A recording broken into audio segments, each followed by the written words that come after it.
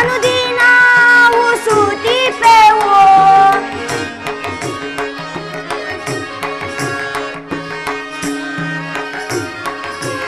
ಮನವ ಮಾಡಿ ಪೊರೆಯೋ ಸತತ,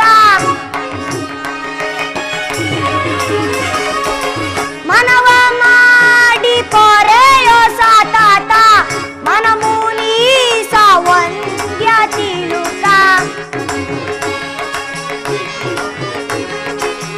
ಮನಮುನೀಸ ವಂದ್ಯ ತಿಲುಕ. ಶಬ್ದ ಎನ್ನ ಹೃದಯದಲ್ಲಿ ವಾಸ ಮಾಡು ಶ್ರೀಹರಿ.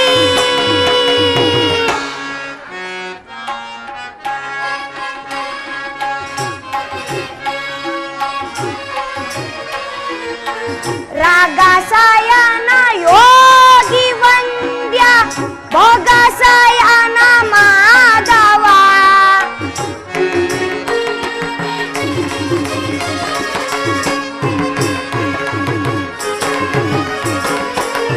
ರಾಗಸಯನ ಯೋಗಿ ವಂದ್ಯ ಭೋಗಸಯನ ಮಾಧವ, ರಾಗರಹಿತ ಮೇಘವರ್ಣ, ರಾಗರಹಿತ ಮೇಘವರ್ಣ, ಬೇಗ ಸಾಲವೋ ಎನ್ನನು ಹರಿ, ಬೇಗ ಸಾಲವೋ ಎನ್ನನು ಹರಿ. ಸದಾ ಎನ್ನ ಹೃದಯದಲ್ಲಿ ವಾಸ ಮಾಡು ಶ್ರೀಹರಿ. ಪರಮಾತ್ಮ ಪಾಂಡವರು 12 ವರ್ಷ ವನವಾಸವನ್ನು ಮುಗಿಸಿದ್ದರೂ ಕೂಡ ಪಾಂಡವರ ಮೇಲೆ ಪರಮಾತ್ಮನ ಸುಳಿವೇ ಇಲ್ಲವಲ್ಲ. ಇರಲಿ, ನಾನೀಗಲೇ ದ್ವಾರಕಿಗೆ ಹೋಗಿ ಪರಮಾತ್ಮನನ್ನು ನೋಡುವೆನು.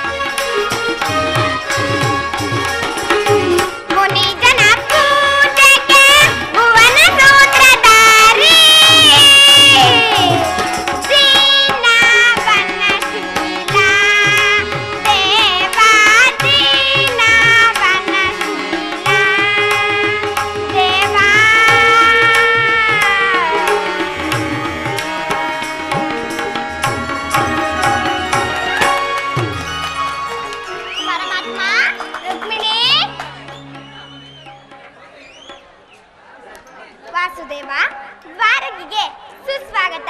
ವಿರಾಟ ನಗರದಲ್ಲಿ ಪಾಂಡವರ ಸಮಾಚಾರವೇನು? ರುಕ್ಮಿಣಿ, ಪರಮಾತ್ಮ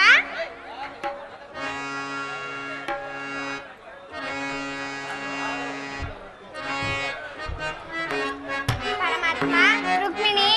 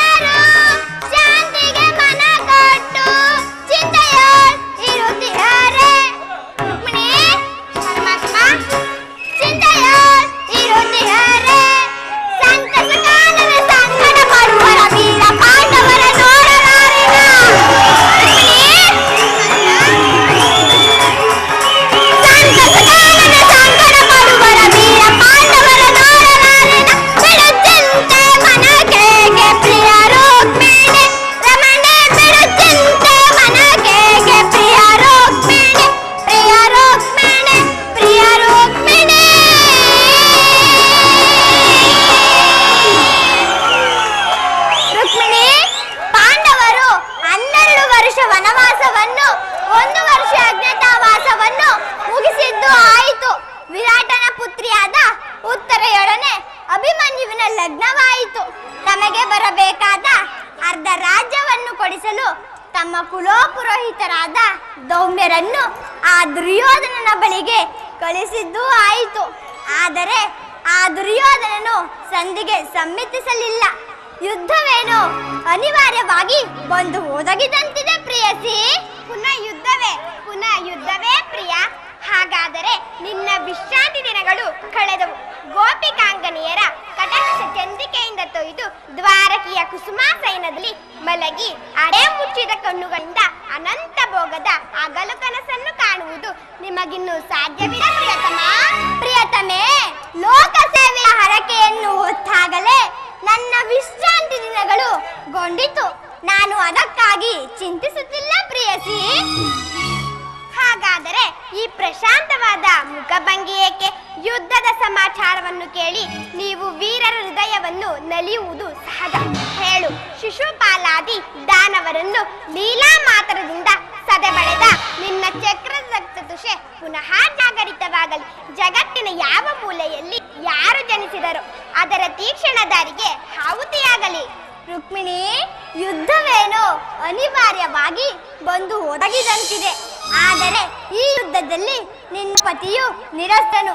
ರುಕ್ಮಿಣಿ, ಈ ಯುದ್ಧದಲ್ಲಿ ಆಯುಧಗಳನ್ನು ಹಿಡಿದು ಯಾರ ಪಕ್ಷವಾಗಿಯೂ ಕಾದಾಡುವುದಿಲ್ಲವೆಂದು ಪ್ರತಿಜ್ಞೆ ಮಾಡಿರುವೆನು. ಈ ಶಯನಾಗಾರದ ವಸತಿಯನ್ನು ದಾಟದಿರಲು ಒಂದು ಅನುಕೂಲ ಕಾರಣ ದೊರೆತಂತಾಯಿತು. ವಾಸುದೇವ, ನಿನ್ನ ರಾಜನೀತಿಯ ಕೌಶಲವನ್ನು ಹೀಗ ತಿಳಿದು ಇದು ಪರ್ಯಾಸವಲ್ಲ ತಾನೇ? ರುಕ್ಮಿಣಿ, ಇದು ಪರ್ಯಾಸವಲ್ಲ. ಗೋಪಿಕಾಂಗನರಿಂದ ಪರಿವೇಷ್ಟಿತನಾಗಿ ಮಧುರವೇಣು ಗಾನದಿಂದ ವಿಶ್ವ ಸೃಷ್ಟಿಯನ್ನು ನಲಿಸಿದ ಲಲಿತಾ ಕೃಷ್ಣನ ಮಧುರ ರೂಪವನ್ನು ಅವರು ನೋಡಿರುವರು. ಕಂಸ ಶಿಶುಪಾಲಾದಿ ದಾನವರನ್ನು ಲೀಲಾ ಮಾತರದಿಂದ ಸದೆಬಡಿದ ಅವನ ಪ್ರಚಂಡ ಅಟ್ಟಹಾಸದಿಂದ ಜಗತ್ತಿನ ಹೃದಯವು ಕಂಪಿಸುತ್ತಿರುವುದು. ರುಕ್ಮಿಣಿ, ಈ ಕುರುಕ್ಷೇತ್ರ ಯುದ್ಧ ಸೂತ್ರವು ನನ್ನ ಕೈಯಲ್ಲಿ. ಚದುರಂಗದ ದಾಳಗಳಂತೆ ಆ ದರ್ಪಾಂಧ ಕ್ಷತ್ರಿಯ ವೀರರನ್ನು ನಾನು ಇಲ್ಲಿಂದಲ್ಲಿಗೆ ನಡೆಸುವೆನು. ಶಸ್ತ್ರಾಸ್ತ್ರಗಳ ಸಂಗ್ರಹವೇ ಪೌರುಷದ ಪರಮಾವಧಿ ಎಂದು ಜನರೀಗ ತಿಳಿದಿರುವರು. ನಾನು ಆ ಅಜ್ಞಾನವನ್ನು ಅರಿಸುವೆನು. ಮಾನವನೇ ಮಾನವ ಜಾತಿಯ ಪರಮಶತ್ರುವೆಂದು ಈಗ ತಿಳಿದೆನು. ಸತ್ಯದ ಚಿರಪ್ರಕಾಶದಿಂದ ಜಗತ್ತನ್ನು ಬೆಳಗಿಸುವೆನು. ರುಕ್ಮಿಣಿ, ಪರಮಾತ್ಮ, ಇಂತಹ ಅಪೂರ್ವ ಸಾಧನೆಯ ಉದ್ದೇಶವೇನು ಪ್ರಾಣೇಶ್ವರ?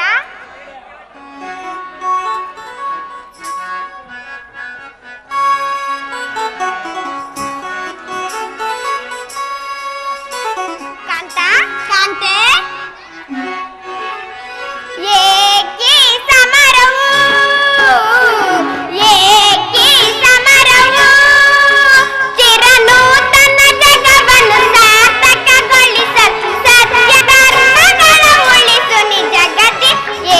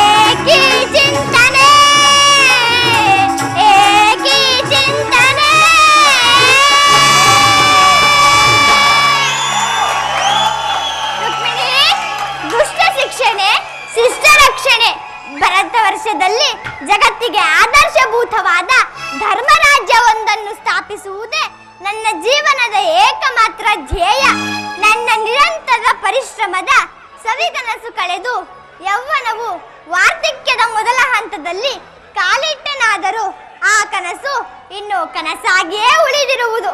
ಹಿಂಸಪ್ರಿಯರಾದ ಅಸಂಖ್ಯಾದಾನವರನ್ನು ಅದಕ್ಕಾಗಿಯೇ ಸಂಹರಿಸಿತು. ಆದರೆ ನನ್ನ ಉದ್ದೇಶವು ಸಫಲವಾಗಲಿಲ್ಲ.